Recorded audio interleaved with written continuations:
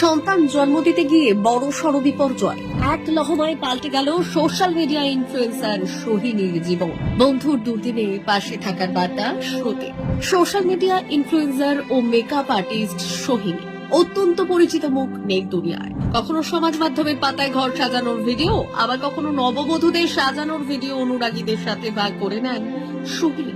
গর্ভাবস্থা চলাকালীন পেটে প্রভু জগন্নাথ দেবের ছবি এঁকে রাতারাতি সাড়া ফেলে দিয়েছিলেন এই নেত্রমা।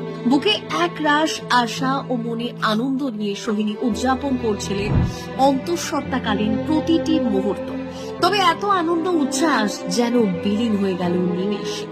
আসন্ন সন্তানকে নিয়ে মনে মনে যে স্বপ্নের জগৎ সোহিনী তৈরি করেছিলেন তা যেন ভেঙে চুরমার হয়ে গেল মুহূর্তে।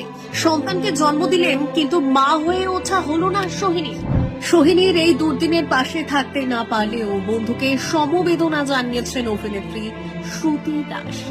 সংবাদ মাধ্যমকে দেওয়া একটি সাক্ষাৎকারে শ্রুতি বলেছেন, এই মুহূর্তে আউটডোরে রয়েছে, তাই সোহিনীর কাছে যেতে পারি, তবে কাল রাত পর্যন্ত কথা হয়েছে অনিতার সাথে। দুর্ভাগ্যজনক এই ঘটনাটি ঘটেছে প্রসবের সময়।